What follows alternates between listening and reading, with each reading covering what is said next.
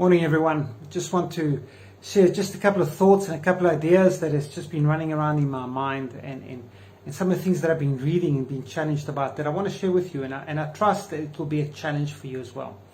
I've been reading about the life story of a man called 𝗪𝗪𝗪. He was a bishop in the Church of England and he passed away in 1889. It was quite a while ago. But he had a very impactful ministry, and he touched lives and he changed lives at a time when the church was in decline. It was involved in politics. It was in a sense, it was a bit of a mess. But he had a bunch of men that he looked after all the times that he was a church leader.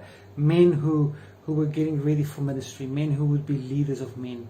And he asked a question, and he says, we need to consider the question, will you?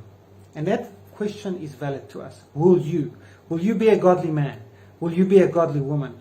Will you be a godly husband or godly wife? Will you be a good son, a good daughter? Will you be a man or woman of integrity in terms of work, in terms of the way we deal with people? Will you show the love of God? Will you reflect something in you that people will see that it is Christ?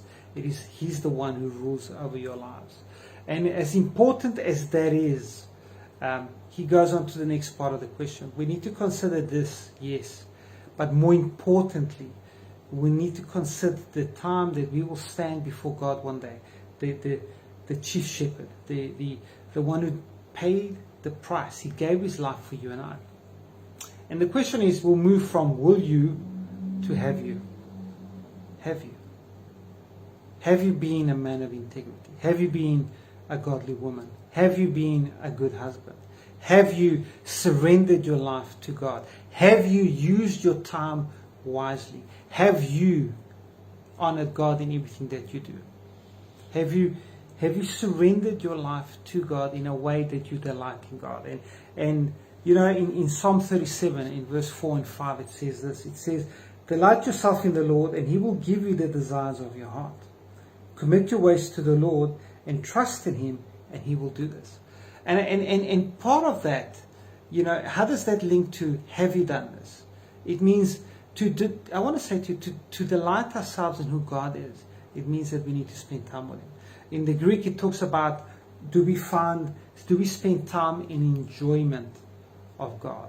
The other meaning of that is are we like clay in a sense? Are we being molded? Are we soft? Are we pliable? Are we allowing God to work in our lives and in a manner that brings honor and glory to Him? Because ultimately He says if we delight ourselves in God and in the things of God, then the desires of our heart will be given unto us. And I think part of that being pliable and being molded is that if things get taken, shaped. You know, when you spend time working with clay, and you work it, you make it soft and pliable, but you also in a sense start to work out the air bubbles and all the hindrances that will make the clay be a capable vessel.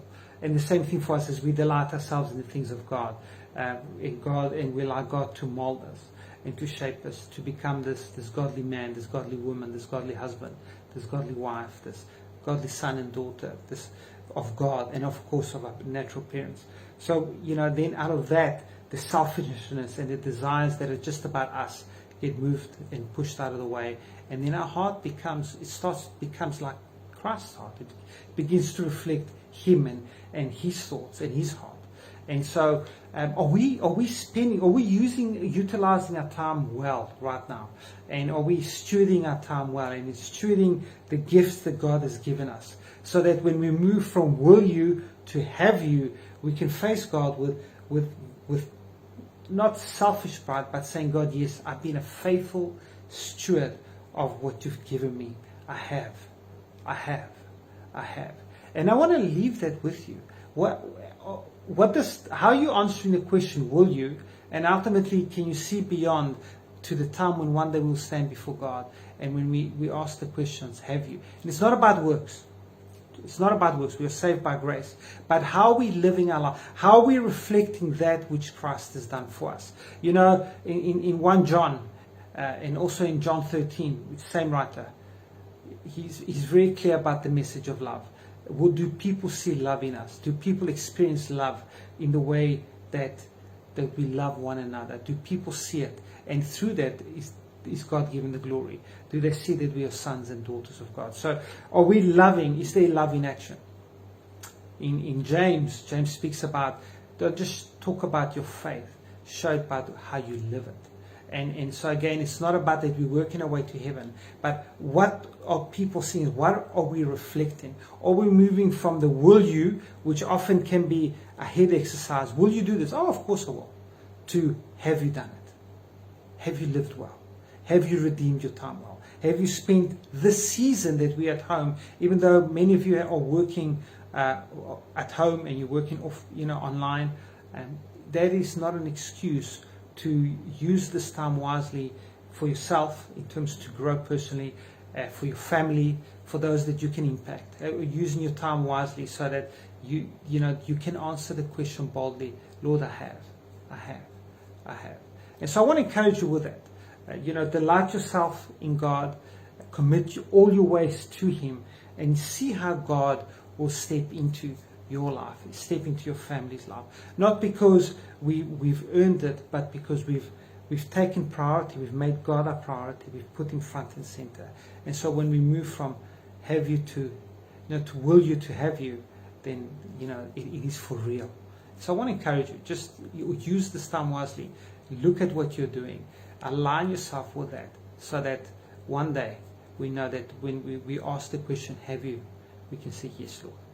Yes, Lord, I've done it. So bless you. I hope this will give you pause to think, and that if you need to make any alignment, it's not because of anybody. I don't want to bring a guilt trip on you. I want you to reflect where you stand with God, and that when you look at the will you and have you, that both are in alignment. All right. Bless you. Have a great week.